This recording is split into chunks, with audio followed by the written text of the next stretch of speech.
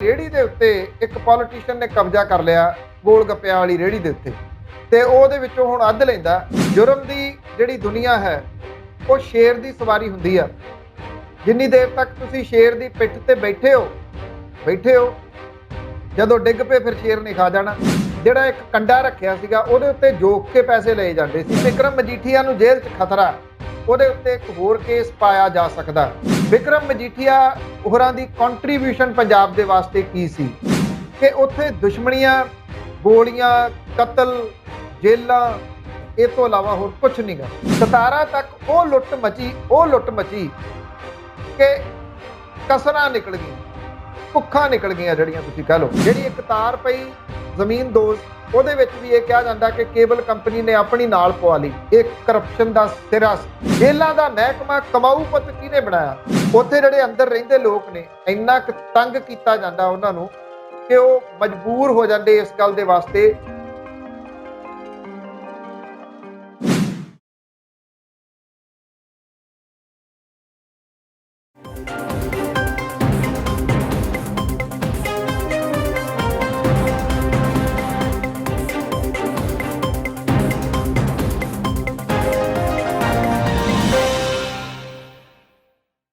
ਸਤਿ ਸ਼੍ਰੀ ਅਕਾਲ। Punjabi national TV ਤੇ programme ਸੱਚੀਆਂ ਤੇ ਖਰੀਆਂ ਪੰਨੂ ਦੀਆਂ ਦੇਖਣ ਵਾਲੇ ਦਰਸ਼ਕਾਂ ਦਾ ਸਵਾਗਤ ਕਰਦੇ ਹਾਂ। ਸੀਨੀਅਰ ਪੱਤਰਕਾਰ ਬਲਤੇਜ ਸਿੰਘ ਪੰਨੂ ਹੋਰਾਂ ਦੇ ਨਾਲ ਅੱਜ ਦੇ ਦਿਨ ਦੀਆਂ ਕੁਝ ਅਹਿਮ ਖਬਰਾਂ ਤੇ ਵਿਚਾਰ ਵਟਾਂਦਰਾ ਕਰਦੇ ਹਾਂ।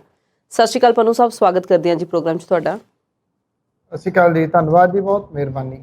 ਦੁਖਦਾਈ ਖਬਰ ਤੋਂ ਸ਼ੁਰੂਆਤ ਕਰਦੇ ਹਾਂ। ਅੱਜ ਸਿੱਧੂ ਮੂਸੇਵਾਲਾ ਦਾ ਭੋਗ ਪਿਆ ਹੈ ਜੀ ਮਾਨਸਾ ਦੇ ਵਿੱਚ। ਉਹਦੇ ਮਾਪਿਆਂ ਨੇ ਲੋਕਾਂ ਨੂੰ ਸੰਬੋਧਨ ਵੀ ਕੀਤਾ, ਜਨ ਸੈਲਾਬ ਆਇਆ ਉੱਥੇ, ਮੀਡੀਆ ਤੇ ਸਵਾਲ ਵੀ ਖੜੇ ਕੀਤੇ। ਮਾਂ ਦੇ ਵੀ ਬੜੇ ਭਾਵੁਕ ਬੋਲ ਸੀ ਤੇ ਪਿਤਾ ਨੇ ਵੀ ਇੱਕ ਹਿਸਾਬ ਦਾ ਸਾਰਿਆਂ ਨੂੰ ਚੁੱਪ ਹੀ ਕਰਾਤਾ। ਬਹੁਤ ਜ਼ਿਆਦਾ ਵਜ਼ਨਦਾਰ ਉਹਨਾਂ ਦੇ ਸ਼ਬਦ ਸੀ। ਸਵਾਲ ਮੈਂ ਤੁਹਾਨੂੰ ਇਹ ਪੁੱਛਣਾ ਚਾਹੁੰਦੀ ਹਾਂ ਕਿ ਜਿੱਦਾਂ ਮਾਪਿਆਂ ਨੇ ਲੋਕਾਂ ਨੂੰ ਬੇਨਤੀ ਕੀਤੀ ਹੈ ਜਾਂ ਕੁਝ ਥੋੜੇ ਸ਼ਬਦਾਂ ਦੇ ਵਿੱਚ ਬਹੁਤ ਕੁਝ ਸਮਝਾ ਗਏ ਨੇ, ਉਹਦਾ ਕੁਝ ਅਸਰ ਦਿਖੇਗਾ ਲੋਕਾਂ ਤੇ? ਐਕਚੁਅਲੀ ਇਹੀ ਪੁਆਇੰਟ ਹੈ, ਸਭ ਤੋਂ ਵੱਡਾ ਇਹੀ ਸਵਾਲ ਹੈ, ਕਿਉਂਕਿ ਜਦੋਂ ਏਡੀ ਵੱਡੀ ਉਹ ਮੁਸ਼ਕਿਲ ਦੇ ਵਿੱਚੋਂ ਲੰਘ ਰਹੇ ਆ, ਬਲਕਿ ਮੈਂ ਤਾਂ ਇਹ ਕਹੂੰਗਾ ਕਿ ਉਹਨਾਂ ਨੇ ਜਿੰਨੀ ਉਹਨਾਂ ਦੀ ਉਮਰ ਹੈ ਉਹਦੇ ਦੌਰਾਨ ਉਹਨਾਂ ਨੇ ਇਹਨਾਂ ਮੁਸ਼ਕਿਲਾਂ ਦੇ ਵਿੱਚੋਂ ਲੰਘਣਾ। ਜਵਾਨ ਪੁੱਤ ਦੀ ਜਿਹੜੀ ਮੌਤ ਹੈ ਉਹ ਭੁੱਲੀ ਜਾ ਹੀ ਨਹੀਂ ਸਕਦੀ। ਇੱਕੋ ਇੱਕ ਹੋਵੇ, ਉਹ ਵੀ ਉਹ ਬੁਲੰਦੀਆਂ ਦੇ ਉੱਥੇ ਸਿਖਰ ਦੇ ਉੱਤੇ ਬੈਠਾ ਹੋਵੇ ਤੇ ਅਚਾਨਕ ਉਹਦੀ ਮੌਤ ਹੋ ਜਾਵੇ, ਇਸ ਦਾ ਵੱਡਾ ਹਾਦਸਾ ਜਿਹੜਾ ਉਹ ਵਾਪਰ ਜਾਵੇ। ਉਹ ਮੈਂ ਸਮਝਦਾ ਕਿ ਫਿਰ ਵੀ ਕਿਤੇ ਨਾ ਕਿਤੇ ਇਹਦਾ ਇੱਕ ਰੀਜ਼ਨ ਹੈ ਕਿ ਉਹਨਾਂ ਦਾ ਫੌਜੀ ਬੈਕਗਰਾਉਂਡ ਹੈ। ਇਹ ਜਿਹੜੇ ਉਹ ਮੰਨੇ ਜਾਂਦੇ ਨੇ ਸਟਰੋਂਗ, ਕਿਉਂਕਿ ਟ੍ਰੇਨਿੰਗ ਦਾ ਇਹ ਪਾਰਟ ਹੁੰਦਾ। ਇਸ ਕਰਕੇ ਜਿਹੜਾ ਕੁਝ ਉਹਨਾਂ ਨੇ ਅੱਜ ਬੋਲਿਆ ਸਿੱਧੂ ਮੂਸੇਵਾਲੇ ਦੇ, ਮੈਂ ਉਹਨੂੰ 2-3 ਵਾਰੀ ਸੁਣਿਆ। ਬਹੁਤ ਭਾਵੁਕ ਆ, ਬੇਹੱਦ ਭਾਵੁਕ ਆ ਜਿਹੜੀਆਂ ਗੱਲਾਂ ਉਹਨਾਂ ਨੇ ਆਖੀਆਂ। ਮੈਂ ਇਹ ਸਮਝਦਾ ਹਾਂ ਕਿ ਉਹਨਾਂ ਦਾ ਜਿਹੜਾ ਮੈਂਟਲ ਲੈਵਲ ਆ, ਬੇਸ਼ੱਕ ਉਹ ਬਾਰ-ਬਾਰ ਕਹਿੰਦੇ ਰਹੇ ਕਿ ਮੈਂ ਬਹੁਤ ਦੁੱਖ ਦੇ ਵਿੱਚੋਂ ਆ, ਪਰ ਉਹ ਸਟਰੋਂਗ ਵੀ ਸੀਗਾ, ਮੈਂਟਲ ਲੈਵਲ ਵੀ, ਔਰ ਬੈਲੈਂਸ ਬਹੁਤ। ਜਿਹੜੀਆਂ ਗੱਲਾਂ ਉਹਨਾਂ ਨੇ ਕਹੀਆਂ, ਜਿਵੇਂ ਚੈਨਲਾਂ ਦੇ, ਵੈਬ ਚੈਨਲਾਂ ਦੇ ਉੱਤੇ ਉਹਨਾਂ ਨੇ ਕਿੰਤੂ ਪਰੰਤੂ ਖੜੇ ਕੀਤੇ, ਇਹ ਇੱਕ ਵੱਡੀ ਗੱਲ ਸੀਗੀ ਕਿ ਉਹ ਨੋਟਿਸ ਲੈ ਰਹੇ ਨੇ ਛੋਟੀਆਂ-ਛੋਟੀਆਂ ਗੱਲਾਂ ਦਾ। ਔਰ ਉਹਨਾਂ ਨੇ ਇੱਕ ਕਿਸਮ ਦੇ ਨਾਲ ਇਹਨਾਂ ਨੂੰ ਠੱਲਣ ਦੇ ਵਾਸਤੇ ਕਿ ਅੱਗੋਂ ਘੱਟੋ ਘੱਟ ਹੁਣ ਨਾ ਹੋਵੇ। ਆਪਾਂ ਇੱਥੇ ਇਸ ਪਲੇਟਫਾਰਮ ਦੇ ਉੱਤੇ ਜੋ ਸਿੱਧੂ ਮੂਸੇਵਾਲੇ ਦਾ ਕਤਲ ਹੋਇਆ ਉਹਦੇ ਉੱਤੇ ਜਿੰਨੀਆਂ ਕੁ ਗੱਲਾਂ ਕੀਤੀਆਂ, ਮੈਂ ਉਹਦੇ ਵਿੱਚ ਹਮੇਸ਼ਾ ਇਹ ਗੱਲ ਕਹੀ ਆ ਕਿ ਅਟਕਲਾਂ ਨਹੀਂ ਕਿਸੇ ਵੀ ਚੀਜ਼ ਦੀਆਂ ਲਾਉਣੀਆਂ। ਜਿੰਨੀ ਦੇਰ ਤੱਕ ਇਨਵੈਸਟੀਗੇਸ਼ਨ ਚੱਲਦੀ ਹੈ, ਇਨਵੈਸਟੀਗੇਸ਼ਨ ਦੀ ਰਿਪੋਰਟ ਕੀ ਆਉਂਦੀ ਹੈ ਉਹਦੇ ਉੱਤੇ ਆਪਾਂ ਅੱਗੋਂ ਚੱਲ ਕੇ ਚੀਰ ਫਾੜ ਕਰ ਲਾਂਗੇ, ਉਹਦੇ ਉੱਤੇ ਕਿੰਤੂ ਪਰੰਤੂ ਕਰ ਲਾਂਗੇ, ਕਰਨ ਵਾਲਾ ਹੋਇਆ। ਪਰ ਆਪਾਂ ਕੋਈ ਅਟਕਲਾਂ ਨਾ ਲਾਈਏ। ਅਟਕਲਾਂ ਇਸ ਕਰਕੇ ਨਾ ਲਾਈਏ, ਇੱਕ ਤਾਂ ਜਿਹੜੀ ਜਾਂਚ ਆ ਉਹ ਪ੍ਰਭਾਵਿਤ ਨਾ ਹੋਵੇ, ਦੂਜੀ ਜਿਹੇ ਮੌਕੇ ਦੇ ਉੱਤੇ ਜੇ ਆਪਾਂ ਕਿਸੇ ਦੇ ਦੁੱਖ ਦੇ ਵਿੱਚ ਸ਼ਰੀਕ ਹੋ ਕੇ ਉਹਨੂੰ ਘਟਾ ਨਹੀਂ ਸਕਦੇ ਤੇ ਘੱਟੋ ਘੱਟ ਉਹਨੂੰ ਵਧਾਈਏ ਨਾ। ਉਹਨਾਂ ਨੇ ਇਸ ਪੁਆਇੰਟ ਆਫ ਵਿਊ ਦੇ ਨਾਲ ਇਹਨਾਂ ਚੈਨਲਸ ਦੀ ਕੁਝ ਖਚਾਈ ਕੀਤੀ, ਜਿਹੜੇ ਵੈਬ ਚੈਨਲਸ ਨੇ ਉਹਨਾਂ ਦੀ। ਦੂਜੀ ਗੱਲ ਜਿਹੜੀ ਉਹਨਾਂ ਨੇ ਬੜੀ ਵੱਡੀ ਆਖੀ ਕਿ ਉਹਨਾਂ ਦੇ ਮੁੰਡੇ ਦਾ ਕਸੂਰ ਨਹੀਂ ਸੀ। ਉਹ ਕਹਿੰਦੇ ਕਿ ਮੈਨੂੰ ਇਹੀ ਨਹੀਂ ਪਤਾ ਕਿ ਮੇਰੇ ਮੁੰਡੇ ਦਾ ਕਸੂਰ ਕੀ ਆ ਜਿਹਦੇ ਕਰਕੇ ਉਹਨੂੰ ਮਾਰ ਦਿੱਤਾ ਗਿਆ।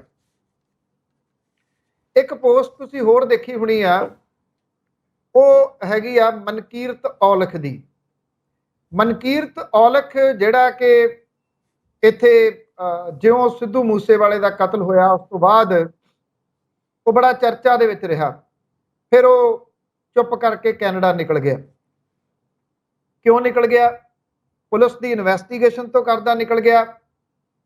ਕਿਹੜੀ ਗੱਲ ਦਾ ਡਰ ਸੀ ਉਹਨੂੰ ਚੁੱਪ ਕਰਕੇ ਨਿਕਲਣਾ ਪੈ ਗਿਆ? ਕੋਈ ਗੱਲ ਤਾਂ ਸੀ ਜਿਹਦੇ ਕਰਕੇ ਉਹ ਨਿਕਲਿਆ। ਮੈਂ ਨਹੀਂ ਕਹਿੰਦਾ ਉਹ ਦੋਸ਼ੀ ਹੈ, ਪਰ ਇੱਕ ਗੱਲ ਜ਼ਰੂਰ ਹੈ, ਇਨਵੈਸਟੀਗੇਸ਼ਨ ਦਾ ਜਿਹੜਾ ਜੀ ਉਹ ਪਾਰਟ ਜ਼ਰੂਰ ਹੈਗਾ, ਕਿਉਂਕਿ ਉਹਦਾ ਨਾਮ ਬਾਰ-ਬਾਰ ਉੱਭਰਿਆ ਬਹੁਤ ਸਾਰੀਆਂ ਚੀਜ਼ਾਂ 'ਚ। ਖਾਸ ਤੌਰ ਦੇ ਉੱਤੇ ਜਿਹੜੀ ਉਹਦੀ 14 ਵਾਲੀ ਪੋਸਟ ਹੈ, ਉਹਦਾ ਉਹਨੇ ਸਪਸ਼ਟੀਕਰਨ ਤਾਂ ਕੋਈ ਨਹੀਂ ਦਿੱਤਾ ਕਿ ਰੋਪੜ ਦੇ ਜੇਲ੍ਹ ਦੇ ਵਿੱਚ ਉਹਨੇ ਖਾੜਾ ਲਾਇਆ ਸੀ ਔਰ ਉਹ ਖਾੜਾ ਵਿੱਕੀ ਮਿੱਡੂ ਖੇੜਾ ਨੇ ਸਪਾਂਸਰ ਕੀਤਾ ਸੀ ਉਹਦੀ ਪੋਸਟ ਦੇ ਮੁਤਾਬਕ। ਇਹਦਾ ਕੋਈ ਜਵਾਬ ਨਹੀਂ ਦਿੱਤਾ ਉਹਨੇ। ਇਹਨਾਂ ਚੀਜ਼ਾਂ ਦੇ ਜਵਾਬ ਲੋੜੀਂਦੇ ਆ। ਜਿਹੜੀ ਪੋਸਟ ਦੇ ਵਿੱਚ ਜਿਹੜੀ ਉਹਨੇ ਗੱਲ ਆਖੀ ਹੈ, ਉਹ ਕਹਿੰਦਾ ਕਿ ਮੈਂ ਕਿਸੇ ਮਾਂ ਦਾ ਪੁੱਤ ਕਿਵੇਂ ਖੋ ਸਕਦਾ। ਇਹ ਚੰਗੀ ਗੱਲ ਹੈ, ਨਹੀਂ ਖੋਣਾ ਚਾਹੀਦਾ ਕਿਸੇ ਨੂੰ ਵੀ। ਕਿਸੇ ਨੂੰ ਕੋਈ ਹੱਕ ਨਹੀਂ ਕਿਸੇ ਦੇ ਮਾਂ ਦੇ ਪੁੱਤ ਨੂੰ ਖੋਵੇ।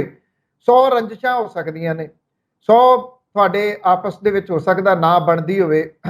ਹੋ ਸਕਦਾ ਹੈ ਕਿ ਤੁਸੀਂ ਇੱਕ ਦੂਜੇ ਨੂੰ ਵੇਖ ਨਾ ਸਿਖਾਉਂਦੇ ਹੋ, ਉਹਦੀ ਚੜ੍ਹਤ ਤੋਂ ਜਿਹੜੀ ਜੈਲਸ ਮਹਿਸੂਸ ਕਰਦੇ ਹੋ, ਪਰ ਕਿਸੇ ਦਾ ਕਤਲ ਕਰਵਾ ਦੇਣਾ ਇਹ ਬਹੁਤ ਖਤਰਨਾਕ ਹੈ। ਕਿਹਨ ਕਰਵਾਇਆ ਉਹ ਆਪਣੀ ਜਗ੍ਹਾ ਦੇ ਉੱਤੇ ਹੈ। ਇਹ ਦੋ ਜਿਹੜੀਆਂ ਪੋਸਟਾਂ ਨੇ, ਦੋ ਜਿਹੜੀਆਂ ਚੀਜ਼ਾਂ ਨੇ, ਬਲਕੌਰ ਸਿੰਘ ਹੋਰਾਂ ਦਾ ਸੰਬੋਧਨ ਕਰਨਾ, ਮਨਕੀਰਤ ਔਲਖ ਦੀ ਪੋਸਟ ਆਉਣੀ, ਇਹ ਦੋ ਚੀਜ਼ਾਂ ਨੌਜਵਾਨ ਪੀੜ੍ਹੀ ਨੂੰ ਸਮਝਣ ਦੀ ਲੋੜ ਹੈ। ਉਹ ਨੌਜਵਾਨ ਪੀੜ੍ਹੀ ਜਿਹੜੀ ਕਿਤੇ ਨਾ ਕਿਤੇ ਇਹਨਾਂ ਗੈਂਗਸਟਰਾਂ ਨੂੰ ਫੋਲੋ ਕਰਦੀ ਹੈ, ਉਹਨਾਂ ਦੀਆਂ ਫਿਲਮਾਂ ਵੇਖਣ ਦੇ ਵਿੱਚ ਰੁਚੀ ਰੱਖਦੀ ਹੈ। ਪੰਜਾਬੀ ਫਿਲਮ ਪ੍ਰੋਡਿਊਸਰਾਂ ਨੂੰ ਇਹ ਇਸ ਵੇਲੇ ਸੋਚਣ ਦੀ ਲੋੜ ਹੈ ਕਿ ਬਸ ਕਰੋ, ਇਹਨਾਂ ਗੈਂਗਸਟਰਾਂ ਦੇ ਉੱਤੇ ਹੋਰ ਫਿਲਮਾਂ ਨਾ ਬਣਾਓ। ਜਿਹੜੀਆਂ ਤੁਸੀਂ ਪਹਿਲਾਂ ਬਣਾ ਲੀਆਂ ਉਹ ਆਪਣੀ ਜਗ੍ਹਾ ਤੇ ਹੈ। ਹਿੰਸਾ ਕਿਸੇ ਸਮੱਸਿਆ ਦਾ ਹੱਲ ਨਹੀਂ। ਹਿੰਸਾ ਕਿੰਨੀ ਦੁਖਦਾਈ ਹੈ, ਇਹ ਬਲਕੌਰ ਸਿੰਘ ਤੇ ਉਹਨਾਂ ਦੀ ਪਤਨੀ ਤੋਂ ਜਾ ਕੇ ਪੁੱਛੋ ਇੱਕ ਵਾਰੀ, ਉਹ ਤੁਹਾਨੂੰ ਸਭ ਤੋਂ ਇਸ ਵੇਲੇ ਸੋਲਿਡ ਜਵਾਬ ਦੇ ਸਕਦੇ ਆ। ਹਿੰਸਾ ਕਿਸੇ ਸਮੱਸਿਆ ਦਾ ਹੱਲ ਨਹੀਂ।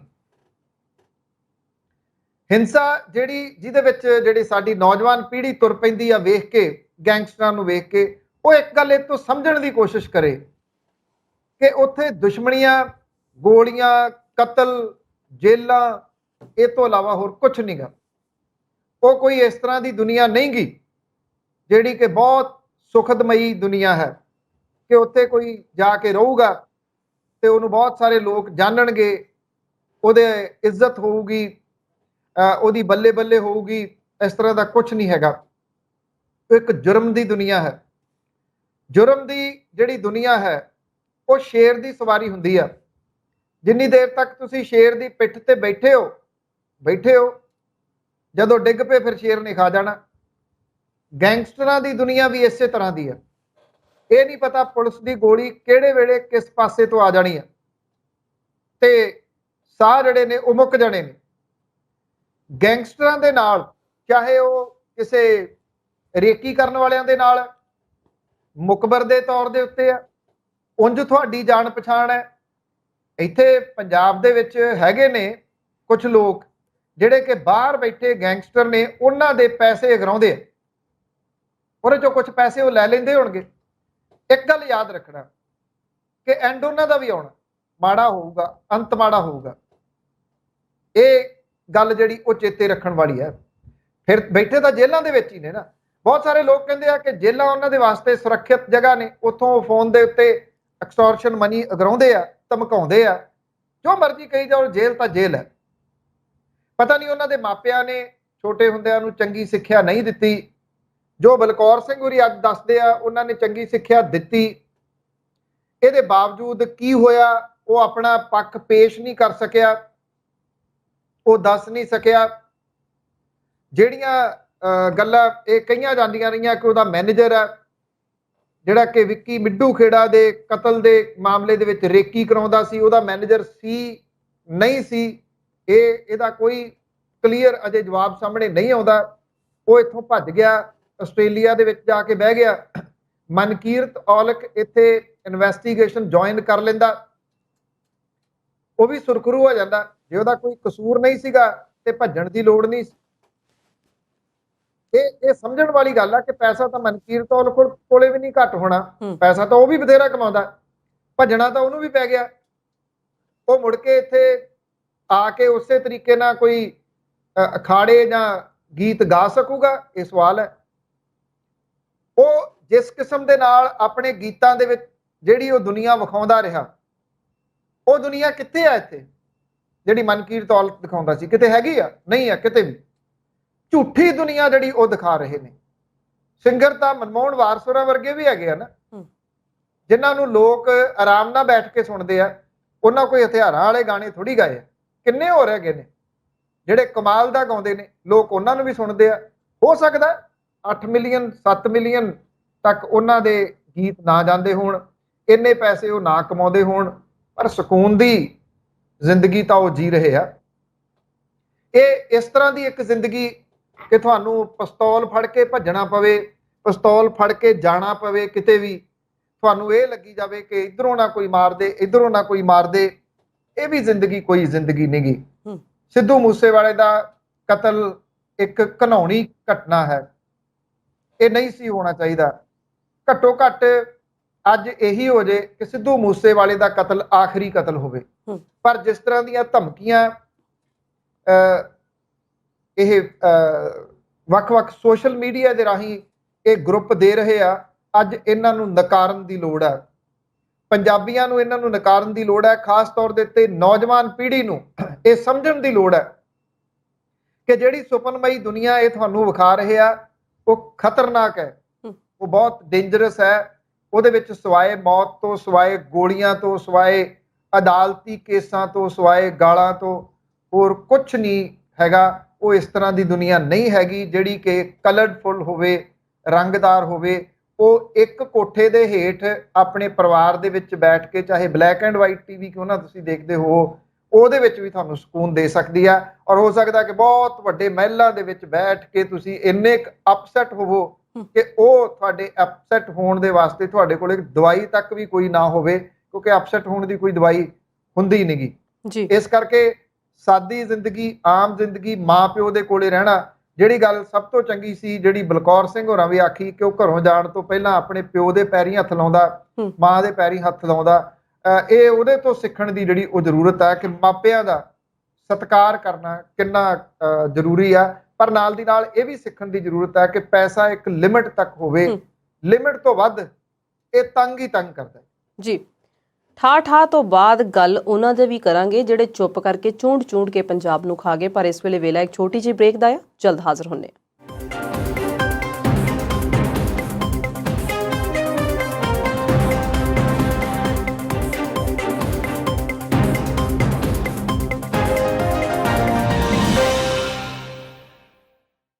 ਬ੍ਰੇਕ ਤੋਂ ਬਾਅਦ ਪ੍ਰੋਗਰਾਮ ਸੱਚੀਆਂ ਤੇ ਖਰੀਆਂ ਪੰਨੂ ਦੀਆਂ ਦੇਖਣ ਵਾਲੇ ਦਰਸ਼ਕਾਂ ਦਾ ਸਵਾਗਤ ਕਰਦੇ ਹਾਂ। ਪੰਨੂ ਸਾਹਿਬ, ਸ਼ਰਾਫਤ ਭਰਿਆ ਨਾਂ ਆ ਜੀ ਸਾਧੂ ਸਿੰਘ ਤੇ ਭ੍ਰਿਸ਼ਟਾਚਾਰ ਮਾਮਲੇ 'ਚ ਕੱਲ ਮਨੇਰ ਦਾ ਅੰਦਰ ਤਾੜਤਾ। ਗੱਲ ਕਰ ਰਹੀ ਹਾਂ ਮੈਂ ਸਾਧੂ ਸਿੰਘ ਧਰਮਸੋਤ ਦੀ। ਪਰਿਵਾਰ ਕਹਿੰਦਾ ਇਮਾਨਦਾਰ ਬੜਾ, ਪਰ ਜੇ ਅਖਬਾਰਾਂ ਪੜ੍ਹੀਏ ਤੇ ਐਡੇ ਚਿੱਠੇ ਛਪੇ ਆ ਜੀ ਉਹਦੇ ਲੈਣ ਦੇਣ ਦੇ। ਸਵਾਲ ਮੇਰਾ ਤੁਹਾਨੂੰ ਇਹ ਹੈ ਕਿ ਕੀ ਪੰਜਾਬ ਸ਼ੁਰੂ ਤੋਂ ਹੀ ਕਰਪਸ਼ਨ ਦਾ ਅੱਡਾ ਬਣਿਆ ਰਿਹਾ?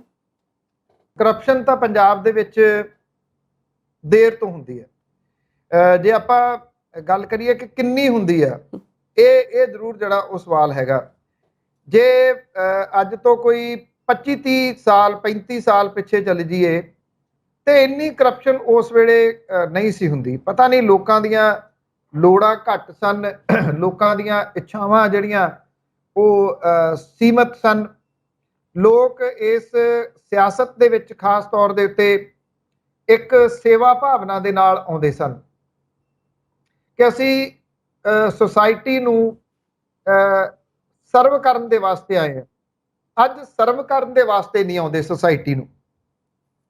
ਤੁਸੀਂ ਇਹ ਲਾ ਲਓ ਕਿ ਜਦੋਂ ਟਿਕਟਾਂ ਮਿਲਦੀਆਂ ਨੇ, ਵਿਧਾਨ ਸਭਾ ਦੀਆਂ ਹੋਣ, ਲੋਕ ਸਭਾ ਦੀਆਂ ਹੋਣ, ਕੈਸੀ ਮਾਰੋ ਮਾਰ ਫਿਰ ਜਿਹੜੀ ਆ ਉਹ ਸ਼ੁਰੂ ਹੋ ਜਾਂਦੀ ਆ इधरों जगाड़ एक एक टिकट किन्ने किन्ने दी जिहड़ी वो मिलदी आ, ये आपां अक्सर देखते हैं। आम बंदा तुहाडे मेरे वर्गा टिकट ही नहीं लै सकदा। फिर गल आ जाती है कि चोणां लड़नियां किवें ने और ਉਹਦੇ ਵਾਸਤੇ ਤੁਹਾਨੂੰ ਕਿੰਨਾ ਪੈਸਾ ਚਾਹੀਦਾ। ਬੇਸ਼ੱਕ ਚੋਣ ਕਮਿਸ਼ਨ ਨੇ ਇੱਕ ਲਿਮਿਟ ਜਿਹੜੀ ਆ ਉਹ ਕੀਤੀ ਹੋਈ ਆ ਕਿ ਇੰਨੇ ਪੈਸੇ ਤੁਸੀਂ ਚੋਣ ਦੇ ਉੱਤੇ ਲਾ ਸਕਦੇ ਹੋ। ਕੋਈ ਇਹ ਹੱਥ ਖੜਾ ਕਰਕੇ ਕਹਿ ਸਕਦਾ ਕਿ ਇਹ ਜਿੰਨੇ ਪੈਸੇ ਚੋਣ ਕਮਿਸ਼ਨ ਨੇ ਕਹੇ ਹੋਏ ਆ ਉਹਨੇ ਉਨੇ ਹੀ ਖਰਚੇ ਨੇ। ਹਾਂ, ਉਹਦੀ ਖਾਨਾ ਪੂਰਤੀ ਦੇ ਵਾਸਤੇ ਜ਼ਰੂਰ ਇਹ ਹੋ ਸਕਦਾ ਕਿ ਉਹਨੂੰ ਦਿਖਾ ਦਿੱਤਾ ਜਾਵੇ ਕਿ ਜਿੰਨੇ ਕੁ ਤੁਸੀਂ ਪੈਸੇ ਕਹੇ ਮੈਂ ਉਨੇ ਕੁ ਪੈਸੇ ਜਿਹੜੇ ਉਹ ਲਗਾ ਦਿੱਤੇ। ਪੈਸੇ ਜਿਹੜਾ ਉਹ ਲਗਾਉਣ ਤੋਂ ਬਾਅਦ ਜਿਹੜਾ ਤੁਸੀਂ ਇਹ ਕਹਿ ਲਓ ਫਿਰ ਅਗਲਾ ਕੀ ਹੁੰਦਾ, ਜਿੱਤ ਹਾਰ। ਜਿਹੜਾ ਜਿੱਤ ਗਿਆ ਉਹ ਫਿਰ ਜਿੱਤਦਿਆਂ ਸਾਰ ਕੀ ਕਰਦਾ, ਆਪਣੇ ਆਲੇ ਦੁਆਲੇ ਆਪਣੇ ਖਾਸਮ ਖਾਸ ਲੋਕਾਂ ਨੂੰ ਲੈ ਕੇ ਆਉਂਦਾ। ਖਾਸਮ ਖਾਸ ਕਹਿਣ ਤੋਂ ਭਾਵ ਉਹ ਰਿਸ਼ਤੇਦਾਰਾਂ ਤੋਂ ਇਲਾਵਾ ਨਹੀਂ ਕਿਸੇ ਨੂੰ ਲਿਆਉਂਦਾ, ਰਿਸ਼ਤੇਦਾਰ ਲੈ ਕੇ ਆਉਂਦਾ। ਰਿਸ਼ਤੇਦਾਰਾਂ ਦੇ ਰੂਪ ਦੇ ਵਿੱਚ ਸਾਲਾ ਵੀ ਹੋ ਸਕਦਾ, ਭਣੋਈਆ ਵੀ ਹੋ ਸਕਦਾ। ਸਾਲੇ ਵੈਸੇ ਜ਼ਿਆਦਾ ਫੇਮਸ ਰਹੇ ਨੇ, ਭਣੋਈਆ ਵੀ ਹੋ ਸਕਦਾ, ਭਤੀਜਾ ਵੀ ਹੋ ਸਕਦਾ, ਭਾਣਜਾ ਵੀ ਹੋ ਸਕਦਾ। ਭਾਣਜੇ ਬੜੇ ਚਰਚਿਤ ਰਹੇ ਨੇ ਉਂਝ ਵੈਸੇ। ਤੋ ਉਹ ਫਿਰ ਉਹਨਾਂ ਨੂੰ ਸਭ ਤੋਂ ਪਹਿਲਾਂ ਨੇੜੇ ਲੈ ਕੇ ਆਉਂਦਾ। ਫਿਰ ਨੇੜੇ ਲਿਆਉਣ ਦਾ ਮਕਸਦ ਉਹਦੇ ਪਿੱਛੇ ਇਹ ਹੁੰਦਾ ਕਿ ਪੈਸੇ ਇਕੱਠੇ ਕਰਨਗੇ ਤੇ ਇਹ ਲਿਆ ਕੇ ਫਿਰ ਮੈਨੂੰ ਦੇਣਗੇ। ਪੈਸੇ ਕਿੱਥੋਂ ਕਿੱਥੋਂ ਨਿਕਲ ਸਕਦੇ ਆ। ਜਦੋਂ ਇੱਥੇ ਪੰਜਾਬ ਦੇ ਵਿੱਚ ਕਰਪਸ਼ਨ ਹੋਣੀ ਸ਼ੁਰੂ ਹੋਈ ਤਾਂ ਉਹ ਲਗਭਗ ਇਹ ਸੀ ਬਦਲੀਆਂ ਦੇ ਪੈਸੇ ਲਏ ਜਾਂਦੇ ਸੀਗੇ। ਜ਼ਿਆਦਾ ਜਿਹੜੀ ਕਰਪਸ਼ਨ ਹੈ ਇਹ ਜਿੰਨਾ ਮੇਰੀ ਜਾਣਕਾਰੀ ਹੈ ਚੱਲਦੀ ਤਾਂ ਪਹਿਲਾਂ ਦੀ ਵੀ ਹੈਗੀ ਹੈ। 97 ਤੋਂ 2002 ਤੱਕ ਜਿਹੜੀ ਸਰਕਾਰ ਚੱਲੀ ਉਹਦੇ ਵਿੱਚ ਬਦਲੀਆਂ ਦੇ ਪੈਸੇ ਬੜੇ ਲਏ ਗਏ ਔਰ ਇਹ ਕਿਹਾ ਜਾਂਦਾ ਹੁੰਦਾ ਸੀਗਾ ਕਿ ਜਿਹੜਾ ਇੱਕ ਕੰਡਾ ਰੱਖਿਆ ਸੀਗਾ ਉਹਦੇ ਉੱਤੇ ਜੋਕ ਕੇ ਪੈਸੇ ਲਏ ਜਾਂਦੇ ਸੀ, ਕਿਉਂਕਿ ਬਦਲੀਆਂ ਦੇ ਪੈਸੇ ਲੈਣ ਵਾਲਿਆਂ ਨੂੰ ਪਤਾ ਸੀਗਾ ਵੀ ਲੱਖ ਨੂੰ ਕਿੰਨੇ ਚੜ੍ਹਦੇ ਆ 500 ਵਾਲੇ ਤੇ 2 ਲੱਖ ਨੂੰ ਕਿੰਨੇ ਚੜ੍ਹਦੇ ਆ, ਉਹ ਤੋਲ ਕੇ ਲੈਂਦੇ ਹੁੰਦੇ ਸੀਗੇ। ਉਦੋਂ ਬਾਅਦ ਹੋਇਆ ਇਹ ਇੱਕ ਬਦਨਾਮੀ ਬੜੀ ਹੋਈ ਬਦਲੀਆਂ ਦੇ ਪੈਸਿਆਂ 'ਚ। ਫਿਰ 97 ਤੋਂ ਜਿਹੜਾ ਸੀਗਾ 2002 ਤੱਕ ਇਹ ਸਰਕਾਰ ਆਈ ਔਰ ਫਿਰ 2002 ਤੋਂ 7 ਤੱਕ ਆਈ ਕੈਪਟਨ ਅਮਰਿੰਦਰ ਸਿੰਘ ਹੋਰਾਂ ਦੀ। ਉਹਦੇ ਵਿੱਚ ਉਹਨਾਂ ਨੇ ਦੱਸਿਆ ਵੀ ਕਿਹੜੀਆਂ ਬਦਲੀਆਂ ਦੇ ਪੈਸੇ ਲਈ ਜਾਂਦੇ। ਪੈਸੇ ਤਾਂ ਉੱਪਰ ਪਏ ਆ ਹੋਰ ਬਹੁਤ ਜ਼ਿਆਦਾ। ਉੱਥੋਂ ਫਿਰ ਜਿਹੜੀ ਕਰਪਸ਼ਨ ਸੀਗੀ ਉਹ ਲੱਖਾਂ ਤੋਂ ਕਰੋੜਾਂ ਦੇ ਵਿੱਚ ਟੱਪਣੀ ਸ਼ੁਰੂ ਹੋ ਗਈ। ਹਾਲਾਂਕਿ 2002 ਤੋਂ 7 ਵਾਲੇ ਜਿਹੜੀ ਸਰਕਾਰ ਸੀ ਉਹਦੇ ਵਿੱਚ ਇੱਕ ਚੀਜ਼ ਤੁਸੀਂ ਦੇਖੀ ਹੋਊਗੀ, ਰਵੀ ਸਿੱਧੂ ਵਾਲਾ ਮਾਮਲਾ, ਜਿਹਦੇ ਵਿੱਚ ਉਹਨੇ ਕਰਪਸ਼ਨ ਦੇ ਨਾਲ ਇੰਨਾ ਕੁ ਪੈਸਾ ਇਕੱਠਾ ਕਰ ਲਿਆ ਕਿ ਬੈਂਕ ਦੇ ਲੋਕਰਾਂ ਦੇ ਵਿੱਚੋਂ ਲੋਕਾਂ ਨੇ ਪੈਸਾ ਡਿੱਗਦਾ ਦੇਖਿਆ। ਅੰਨਾ ਪੈਸਾ ਉਹਨੇ ਇਕੱਠਾ ਕੀਤਾ। ਉਹ ਪੈਸਾ ਉਹਦੇ ਕਿੰਨੇ ਕੁ ਕੰਮ ਆਇਆ ਉਹ ਆਪਣੀ ਜਗ੍ਹਾ ਦੇ ਉੱਤੇ ਇੱਕ ਵੱਖਰੀ ਕਹਾਣੀ ਹੈ। ਪਰ ਰਵੀ ਸਿੱਧੂ ਨੂੰ ਵੇਖਣ ਦੇ ਬਾਵਜੂਦ ਜਿਹੜੇ ਸੀਗੇ ਉਹ ਐਸਐਸਪੀ ਲਾਉਣੇ, ਡਿਪਟੀ ਕਮਿਸ਼ਨਰ ਲਾਉਣੇ, ਉਹਨਾਂ ਤੋਂ ਪੈਸਾ ਲੈਣਾ, ਇਧਰੋਂ ਉਧਰੋਂ ਰੇਤਾ ਦਾ ਕਾਰੋਬਾਰ ਕੁਝ ਸ਼ੁਰੂ ਹੋ ਗਿਆ, ਥੋੜਾ ਬਹੁਤਾ ਪੈਸੇ ਵਾਵਾ ਮੋਟੇ ਜਿਹੜੇ ਉਹ ਬਣਨੇ ਸ਼ੁਰੂ ਹੋ ਗਏ। ਕਈਆਂ ਦੇ ਨਾਂ ਲਏ ਜਾ ਸਕਦੇ ਆ ਜਿਹੜੇ 2002 ਤੋਂ ਲੈ ਕੇ 7 ਤੱਕ ਵਾਵਾ ਬਣੇ। ਇੱਕ ਖਾਸ ਤੌਰ ਦੇ ਉੱਤੇ ਮੀਡੀਆ ਐਡਵਾਈਜ਼ਰ ਦਾ ਨਾਮ ਤਾਂ ਉਚੇਚੇ ਤੌਰ ਦੇ ਉੱਤੇ ਚੱਲਦਾ। ਫਿਰ 7 ਦੇ ਵਿੱਚ ਅਕਾਲੀ ਭਾਜਪਾ ਸਰਕਾਰ ਆਉਂਦੀ ਹੈ। ਫਿਰ ਤਾਂ ਪੈ ਨਿਕਲੇ ਜੀ ਪੈਸੇ ਦੋਵਾਂ ਹੱਥਾਂ ਦੇ ਨਾਲ ਵੀ ਚੱਕ ਲੋ ਜਿੰਨੇ ਕੁ ਚੱਕੇ ਜਾ ਸਕਦੇ ਆ। ਉਹਨਾਂ ਨੇ ਰੇਤਾ ਦੀਆਂ ਖੱਡਾਂ ਦੇ ਉੱਤੇ ਕਬਜ਼ੇ ਕਰ ਲਏ, ਟਿੱਪਰ ਆ ਗਏ, ਕੇਬਲ ਦੇ ਉੱਤੇ ਕਬਜ਼ਾ ਕਰ ਲਿਆ, ਬੱਸਾਂ ਦੀਆਂ ਕੰਪਨੀਆਂ ਦੇ ਉੱਤੇ ਕਬਜ਼ਾ ਕਰ ਲਿਆ, ਗੁਰਬਾਣੀ ਪ੍ਰਸਾਰਣ ਦੇ ਉੱਤੇ ਕਬਜ਼ਾ ਕਰ ਲਿਆ। ਕਿਹੜੀ ਜਗ੍ਹਾ ਸੀ ਜਿਸ ਜਗ੍ਹਾ ਦੇ ਉੱਤੇ ਉਹਨਾਂ ਨੇ ਆਪਣਾ ਕਬਜ਼ਾ ਨਹੀਂ ਕੀਤਾ ਤੇ ਉੱਥੋਂ ਪੈਸੇ ਕਮਾਉਣੇ ਸ਼ੁਰੂ ਨਹੀਂ ਕੀਤੇ। ਇੱਥੋਂ ਤੱਕ ਮਸ਼ਹੂਰ ਹੋ ਗਿਆ ਕਿ ਇਹ ਕਿਹਾ ਜਾਣ ਲੱਗਾ ਵੀ ਫਲਾਨੀ ਜਿਹੜੀ ਹਵੇਲੀ ਆ ਕਹਿੰਦੇ ਉਹਦੇ ਉੱਤੇ ਵੀ ਕਬਜ਼ਾ ਹੋਣ ਲੱਗਾ ਸੀ। ਫਿਰ ਇਹ ਵੀ ਸੁਣਨ ਦੇ ਵਿੱਚ ਆਇਆ ਕਿ ਇੱਕ ਢਾਬਾ ਹੈ, ਉਹ ਕਹਿੰਦੇ ਢਾਬੇ ਦੇ ਉੱਤੇ ਵੀ ਕਬਜ਼ਾ ਕਰਨ ਲੱਗੇ ਸੀ ਜਾਂ ਨਹੀਂ। ਪਰਸੈਪਸ਼ਨ ਇਹ ਬਣ ਗਈ ਕਿ ਜੇ ਕੋਈ ਕਹਿੰਦਾ ਕਿ ਤੈਨੂੰ ਪਤਾ ਫਲਾਨੀ ਰੇਹੜੀ ਦੇ ਉੱਤੇ ਇੱਕ ਪੋਲੀਟੀਸ਼ੀਅਨ ਨੇ ਕਬਜ਼ਾ ਕਰ ਲਿਆ, ਗੋਲ ਗੱਪਿਆਂ ਵਾਲੀ ਰੇਹੜੀ ਦੇ ਉੱਤੇ, ਤੇ ਉਹਦੇ ਵਿੱਚੋਂ ਹੁਣ ਅੱਧ ਲੈਂਦਾ, ਤੇ ਸੁਣਨ ਵਾਲਾ ਇਹ ਗੱਲ ਕਹਿੰਦਾ ਹਾਂ ਕਰ ਲਿਆ ਹੋਣਾ, ਸਾਡੇ ਪਿੰਡ ਵੀ ਇੱਕ ਜਿਹੜਾ ਫਰੂਟ ਕੱਟ ਕੇ ਵੇਚਦਾ ਉਹਦੀ ਰੇਹੜੀ ਦੇ ਉੱਤੇ ਵੀ ਇੱਕ ਪੋਲੀਟੀਸ਼ੀਅਨ ਨੇ ਕਬਜ਼ਾ ਕਰ ਲਿਆ। ਮਤਲਬ ਕਿ ਪਰਸੈਪਸ਼ਨ ਜਿਹੜੀ ਸੀ ਉਹ ਇੰਨੀ ਬਣ ਗਈ। 17 ਤੱਕ ਉਹ ਲੁੱਟ ਮਚੀ ਕਿ ਕਸਰਾਂ ਨਿਕਲ ਗਈਆਂ। ਕੁੱਖਾਂ ਨਿਕਲ ਗਈਆਂ ਜਿਹੜੀਆਂ ਤੁਸੀਂ ਕਹ ਲਓ। ਕੋਈ ਐਸਐਸਪੀ ਪੈਸੇ ਬਿਨਾਂ ਨਾ ਲੱਗਦਾ, ਕੋਈ ਡਿਪਟੀ ਕਮਿਸ਼ਨਰ ਪੈਸੇ ਬਿਨਾਂ ਨਾ ਲੱਗਦਾ।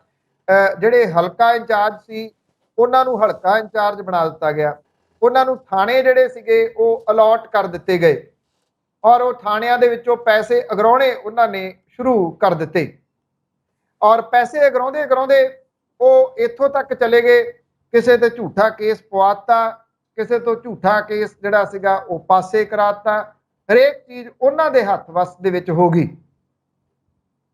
ਫਿਰ ਉਹਨਾਂ ਨੇ ਚੰਮਦੀਆਂ ਚਲਾਈਆਂ ਔਰ ਇਹਨਾਂ ਚੰਮਦੀਆਂ ਦੇ ਵਿੱਚ ਇਹ ਹੋਇਆ ਕਿ ਪੈਸੇ ਦੇ ਸਿਰ ਦੇ ਉੱਤੇ ਉਹ ਇੰਨੇ ਆਫਰ ਗਏ ਕਿ ਉਹ ਰੱਬ ਨੂੰ ਕੜਾਬ ਦੱਸਣ ਲੱਗ ਗਏ। 17 ਦੇ ਵਿੱਚ ਹਾਲਾਂਕਿ ਇੱਕ ਨਵੀਂ ਧਿਰ ਆਣ ਖੜੀ ਹੋਈ, ਉਹਦੇ ਕੋਲੇ ਸੱਤਾ ਆਉਂਦੀ ਰਹਿ ਗਈ, ਪਰ ਕੈਪਟਨ ਅਮਰਿੰਦਰ ਸਿੰਘ ਹੋਰਾਂ ਨੇ ਬਹੁਤ ਸਾਰੇ ਵਾਅਦੇ ਕਰਕੇ ਸੱਤਾ ਹਥਿਆ ਲਈ ਤੇ ਫਿਰ ਇਹ ਹੋਇਆ ਕਿ ਰੇਤਾ ਦੀਆਂ ਖੱਡਾਂ ਦੇ ਵਿੱਚ ਨਾ ਡਰਾਈਵਰ ਬਦਲੇ, ਨਾ ਟਿੱਪਰ ਬਦਲੇ, ਨਾ ਮਸ਼ੀਨਾਂ ਬਦਲੀਆਂ, ਸਾਰਾ ਕੁਝ ਉਹੀ ਐਜ਼ ਇਟ ਇਜ਼ ਰਹਿ ਗਿਆ, ਸਿਰਫ ਬੰਦੇ ਬਦਲ ਗਏ। ਪੈਸੇ ਜਿਨ੍ਹਾਂ ਨੂੰ ਪਹਿਲਾਂ ਜਾਂਦੇ ਸੀਗੇ ਉਹਨਾਂ ਨੂੰ ਜਾਣੇ ਸ਼ੁਰੂ ਹੋ ਗਏ। ਇੱਕ ਖੇਡ ਹੋਰ ਸ਼ੁਰੂ ਹੋਈ, ਉਹ ਸੀ 75-25 ਵਾਲੀ। ਜਿਹੜੇ ਡੱਬੇ ਆ, ਜਿਹੜੇ ਕੇਬਲ ਦੇ ਡੱਬੇ, ਉਹਨਾਂ ਦੇ ਪੈਸੇ ਵੀ ਇਹਨਾਂ ਪੋਲੀਟੀਸ਼ੀਅਨਾਂ ਦੇ ਘਰੇ ਜਾਂਦੇ ਪਰ ਡੱਬੇ ਦੇ ਹਿਸਾਬ ਦੇ ਨਾਲ, ਕਿਉਂਕਿ ਇਹ ਟੈਕਸ ਨਹੀਂ ਪੇ ਕਰਦੇ, ਕੇਬਲ ਵਾਲੇ ਟੈਕਸ ਨਹੀਂ ਪੇ ਕਰਦੇ, ਘੱਟ ਡੱਬਿਆਂ ਦਾ ਟੈਕਸ ਪੇ ਕਰਦੇ ਆ। ਇਲੀਗਲ ਆ। ਜਿਹੜੀ ਇੱਕ ਤਾਰ ਪਈ ਜ਼ਮੀਨ ਦੋਜ਼, ਉਹਦੇ ਵਿੱਚ ਵੀ ਇਹ ਕਿਹਾ ਜਾਂਦਾ ਕਿ ਕੇਬਲ ਕੰਪਨੀ ਨੇ ਆਪਣੀ ਨਾਲ ਪਵਾ ਲਈ, ਇਦਾਂ ਪਵਾ ਲਈ ਕਿ ਤੁਸੀਂ ਆਪਣੀ ਪਾਉਣੀ ਆ, ਵੱਡੀ ਇੱਕ ਫਰਮ ਪਾ ਰਹੀ ਸੀ ਮੁਲਕ ਦੀ, ਆਹ 2 ਤਾਰਾਂ ਸਾਡੀਆਂ ਪਾ ਦਿਓ, ਜਿਹੜੀਆਂ ਤੁਸੀਂ ਸੜਕਾਂ ਬਣਾਉਣੀਆਂ ਨੇ ਇੱਕ ਤਾਂ ਉਹ ਨਾ ਬਣਾਇਓ, ਅਸੀਂ ਸਰਕਾਰੀ ਖਾਤੇ 'ਚੋਂ ਬਣਾ ਦਾਂਗੇ, ਦੂਜਾ ਜਿੱਥੇ ਤੁਹਾਡੇ ਕੋਲੇ 3 ਦੀ ਪਰਮਿਸ਼ਨ ਆ ਤੁਸੀਂ ਆਪਣੀਆਂ 6 ਪਾ ਲਓ, 2 ਸਾਡੀਆਂ ਪਾ ਦਿਓ। ਇਦਾਂ ਦੀ ਡੀਲ ਹੋਈ। ਇਹ ਕਰਪਸ਼ਨ ਦਾ ਸਿਰਾ ਸੀ। ਚੈਨਲ ਜਿਹੜੇ ਸੀਗੇ ਉਹ ਚਲਾਏ ਜਾਂਦੇ ਜਿਹੜੇ ਉਹਨਾਂ ਦੇ ਮਨਪਸੰਦ ਸੀ, ਜਿਹੜੇ ਉਹਨਾਂ ਨੂੰ ਕੈਰੇਜ ਫੀਸ ਦਿੰਦੇ। ਕੈਰੇਜ ਫੀਸ ਚੈਨਲਾਂ ਦੀ ਕਿੰਨੀ ਹੁੰਦੀ ਆ, ਕਿਸੇ ਵੀ ਬੰਦੇ ਦੇ ਮੂੰਹ 'ਚ ਉਂਗਲਾਂ ਪੈ ਸਕਦੀਆਂ ਨੇ। ਕਰੋੜ ਰੁਪਈਆ, 1.5 ਕਰੋੜ ਰੁਪਈਆ, 2 ਕਰੋੜ ਰੁਪਈਆ ਸਾਲਾਨਾ ਕੈਰੇਜ ਫੀ ਇਹਨਾਂ ਨੂੰ ਦਿੱਤੀ ਜਾਂਦੀ। ਜਿਹੜਾ ਚੈਨਲ ਨਹੀਂ ਦਿੰਦਾ ਉਹਦਾ ਘੋੜਾ ਚੁੱਕ ਦਿੱਤਾ ਜਾਂਦਾ, ਭਾਵ ਕਿ ਉਹਨੂੰ ਬੰਦ ਕਰ ਦਿੱਤਾ ਜਾਂਦਾ। ਇੰਨੀ ਲੁੱਟ ਖਸੁੱਟ ਹੋਈ ਔਰ ਜਿਹੜੀ 17 ਤੋਂ 22 ਤੱਕ ਜਿਹੜੀ ਸਰਕਾਰ ਸੀ ਉਹਦੇ ਵਿੱਚ ਉਹ ਜਿਨ੍ਹਾਂ ਨੇ ਸਾਰਾ ਕੁਝ ਕਰਾਇਆ ਸੀਗਾ 7 ਤੋਂ 17 ਤੱਕ, ਉਹ ਉਹਨਾਂ ਨੂੰ ਦੇਣਾ ਸ਼ੁਰੂ ਕਰ ਦਿੱਤਾ ਵੀ ਤੁਸੀਂ ਕੀ ਲੈਣਾ ਐਵੇਂ ਰੌਲੇ ਗੋਲੇ ਤੋਂ, ਆਹ ਚੱਕੋ ਪੈਸੇ, ਇੰਨੇ ਪੈਸੇ ਆ ਦੇ, ਇੰਨੇ ਪੈਸੇ ਆ ਦੇ। ਸ਼ਰਾਬ ਦੀਆਂ ਫੈਕਟਰੀਆਂ ਉਹਨਾਂ ਦੇ ਵਿੱਚ ਹੇਰਾਫੇਰੀ ਹੋਣ ਲੱਗ ਗਈ, ਨਕਲੀ ਸ਼ਰਾਬ ਦੀਆਂ ਫੈਕਟਰੀਆਂ ਬਣ ਗਈਆਂ, ਸ਼ਰਾਬ ਦੀ ਸਮਗਲਿੰਗ ਸਿਖਰਾਂ ਤੇ ਚਲੇਗੀ। ਕੈਪਟਨ ਅਮਰਿੰਦਰ ਸਿੰਘ ਹੋਰਾਂ ਦੀ ਸਰਕਾਰ ਨੇ ਕੱਖ ਨਾ ਕੀਤਾ। ਇੰਨੇ ਲੋਕ ਬਣ ਗਏ, ਰੇਤਾ ਪੁੱਟ ਕੇ 200 ਫੁੱਟ ਥੱਲੇ ਲੈ ਗਏ। ਧਰਤੀ ਜਿਹਨੂੰ ਆਪਾਂ ਮਾਂ ਕਹਿੰਦੇ ਆ, ਉਹਦਾ ਸੀਨਾ ਪਾੜ ਦਿੱਤਾ ਇਹਨਾਂ ਲੋਕਾਂ ਨੇ। ਇੰਨਾ ਲੁੱਟਿਆ ਕਿ ਅੰਤ ਹੋ ਗਿਆ। ਕਿਹੜਾ ਸੀ ਜਿਹਨੇ ਨਹੀਂ ਲੁੱਟਿਆ? ਆ ਸਾਧੂ ਸਿੰਘ ਧਰਮਸੋਤ ਹੋ ਗਿਆ, ਸੰਗਤ ਗਿਲਜੀਆਂ ਹੋ ਗਿਆ, ਬਾਕੀ ਜਿਹੜੇ ਹੋ ਗਏ ਬਥੇਰੇ ਨੇ, ਲਾਈਨਾਂ ਲੱਗੀਆਂ ਪਈਆਂ ਨੇ। ਹੱਦ ਇਸ ਗੱਲ ਦੀ ਆ ਕਿ ਜਦੋਂ ਕੱਲ ਇਹ 2 ਜਾਣੇ ਫੜੇ ਗਏ ਤਾਂ ਕਾਂਗਰਸੀ ਜਿਹੜੇ ਨੇ ਉਹ ਇਸ ਗੱਲੋਂ ਬੋਲਦੇ ਆ ਕਿ ਜੀ ਇਹ ਤਾਂ ਪੋਲੀਟੀਕਲ ਵਾਇਲੈਂਸ ਹੈ, ਤੁਸੀਂ ਤਾਂ ਸਿਆਸੀ ਬਦਲਾਖੋਰੀ ਦੇ ਤਹਿਤ ਕਰ ਰਹੇ ਹੋ। ਰਾਜਾ ਵੜਿੰਗ ਹੋ ਗਏ ਜਾਂ ਉਹਨਾਂ ਦੇ ਨਾਲ ਦੇ ਹੋ ਗਏ, ਉਹ ਦੱਸ ਸਕਦੇ ਆ ਕਿ 17 ਤੋਂ 22 ਦੇ ਦੌਰਾਨ ਕੋਈ ਕਰਪਸ਼ਨ ਨਹੀਂ ਹੋਈ। ਉਹ ਕਿਸੇ ਡਿਬੇਟ ਤੇ ਆ ਜਾਣ, ਇਸੇ ਚੈਨਲ ਦੀ ਆਫਰ ਹੈ, ਇੱਥੇ ਆ ਜਾਣ। ਕੱਲੇ ਉਹਨਾਂ ਦੇ ਉਦੋਂ ਮੰਤਰੀ ਦਾ ਜੇ ਡਾਟਾ ਮੈਂ ਕੱਢ ਕੇ ਨਾ ਦੇ ਸਕਾਂ ਤੇ ਮੈਂ ਜਿਵੇਂ ਉਹ ਕਹਿਣਗੇ ਮਾਫੀ ਮੰਗੂਗਾ। ਜੇ ਉਹ ਜਿਹੜਾ ਡਾਟਾ ਨਾ ਦੇ ਸਕਣ ਉਹਨਾਂ ਮੰਤਰੀਆਂ ਦਾ, ਸਾਬਕਾ ਮੰਤਰੀਆਂ ਦਾ, ਤੇ ਫਿਰ ਕੀ ਉਹ ਪਬਲਿਕ ਤੋਂ ਮਾਫੀ ਮੰਗਣਗੇ? ਪੰਜਾਬ ਐਸਾ ਲੁੱਟਿਆ ਕਿ ਪੰਜਾਬ ਦੇ ਵਿੱਚ ਰਿਹਾ ਹੀ ਕੱਖ ਨਹੀਂ, ਚਰੂੰਡ ਕੇ ਰੱਖ ਦਿੱਤਾ।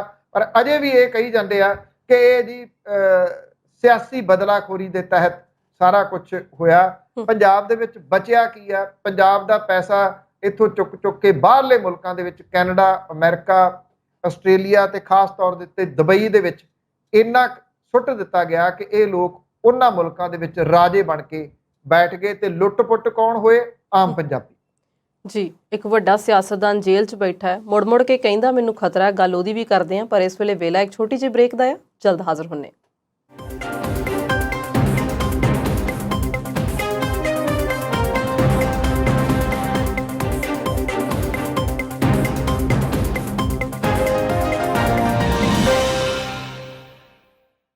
ਬ੍ਰੇਕ ਤੋਂ ਬਾਅਦ ਪੰਜਾਬੀ ਨੈਸ਼ਨਲ ਟੀਵੀ ਦੇ ਨਾਲ ਜੁੜੇ ਹੋਏ ਦਰਸ਼ਕਾਂ ਦਾ ਇੱਕ ਵਾਰ ਫਿਰ ਤੋਂ ਸਵਾਗਤ ਕਰਦੇ ਹਾਂ।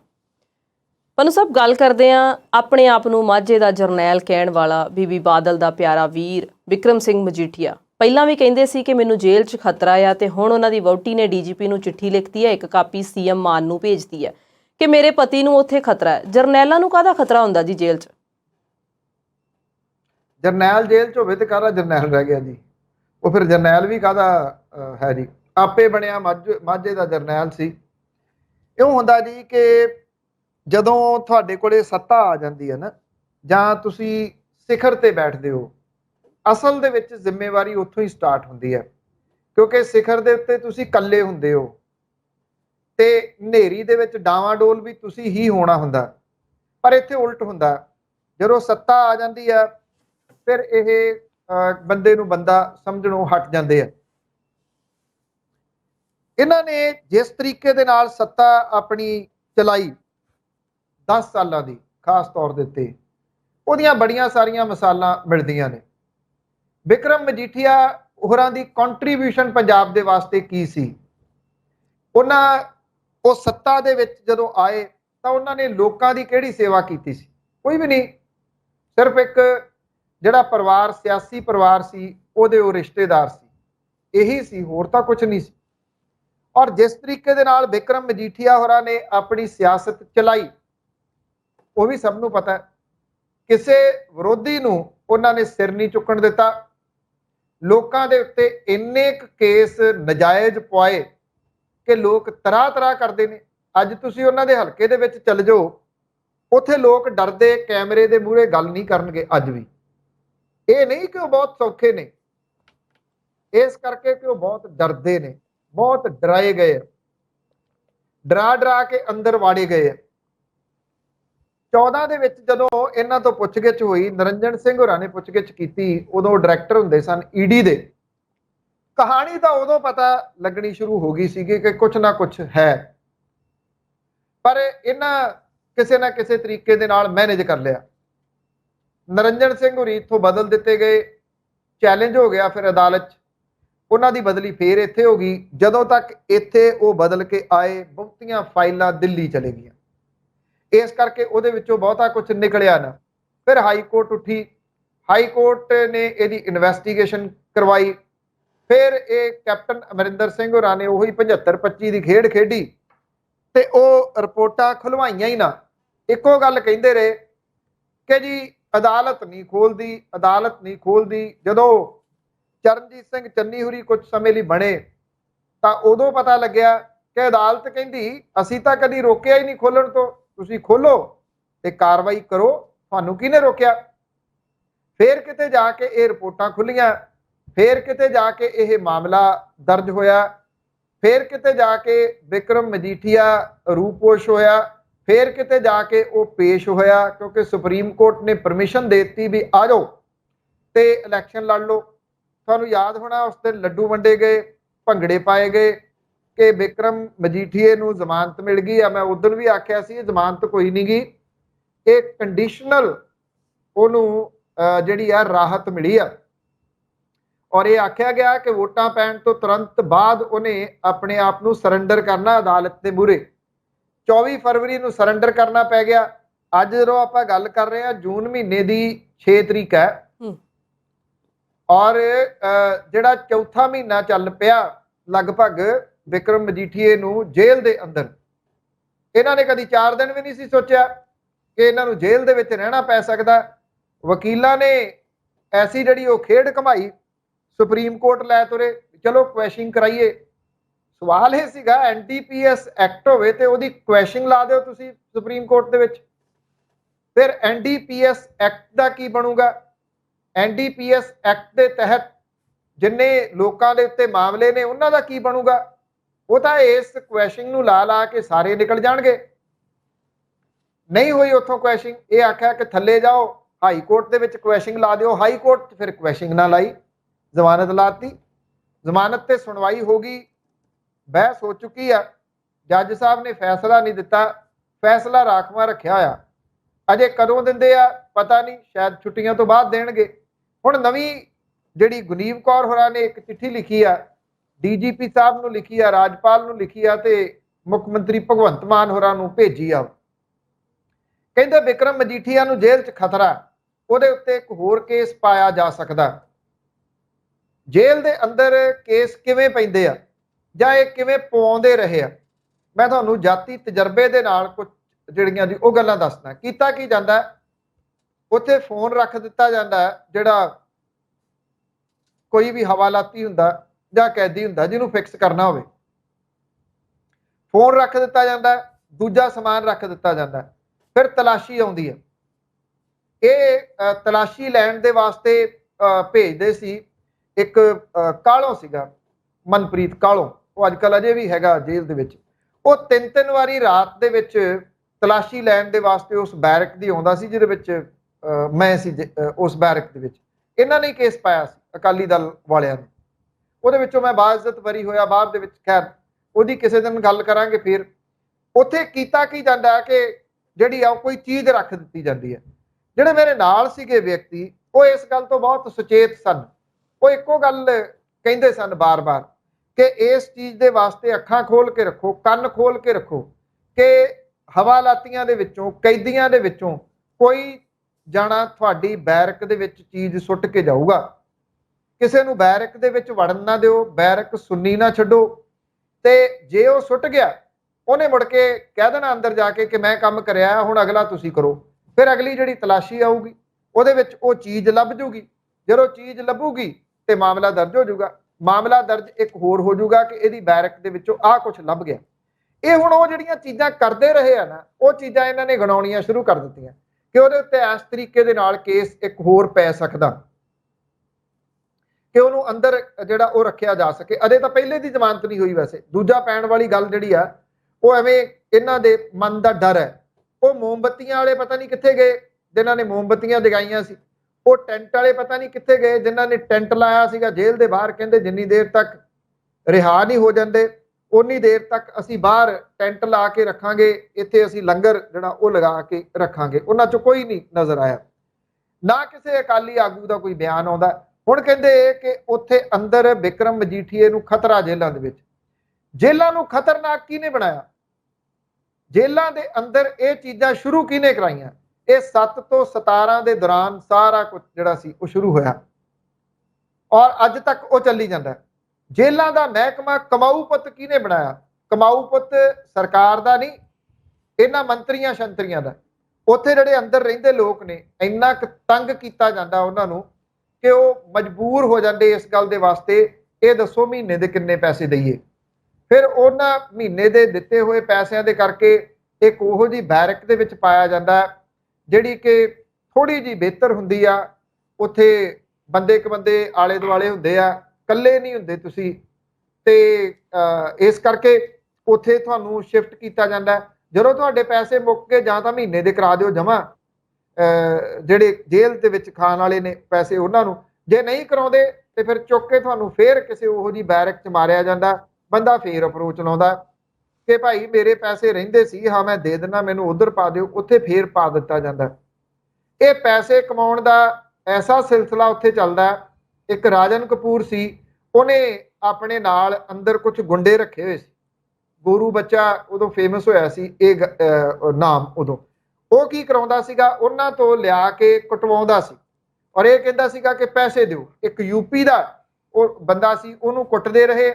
ਜਦੋਂ ਉਹਨੇ ਪੈਸੇ ਨਾ ਦਿੱਤੇ ਤਾਂ ਉਹਨੂੰ ਬਹੁਤ ਬੁਰੇ ਤਰੀਕੇ ਨਾਲ ਕੁਟਾਪਾ ਚਾੜਿਆ ਗਿਆ। ਉਹਨੇ ਇੱਕ ਚਿੱਠੀ ਲਿਖਤੀ, ਚਿੱਠੀ ਬਾਹਰ ਆ ਕੇ ਵਾਇਰਲ ਹੋ ਗਈ। ਉਸ ਮਾਮਲੇ ਦੇ ਵਿੱਚ ਰਾਜਨ ਕਪੂਰ ਸਸਪੈਂਡ ਹੋਇਆ ਸੀ ਔਰ ਉਹਦੇ ਉੱਤੇ ਮਾਮਲਾ ਵੀ ਦਰਜ ਹੋਇਆ ਸੀ। ਇਹ ਸਾਰਾ ਕੁਝ ਇਹਨਾਂ ਨੇ ਸਿਖਾਇਆ, ਅੱਜ ਇਹਨਾਂ ਦੇ ਉੱਤੇ ਪੈ ਰਿਹਾ। ਇਹ ਡਰ ਰਹੇ ਨੇ।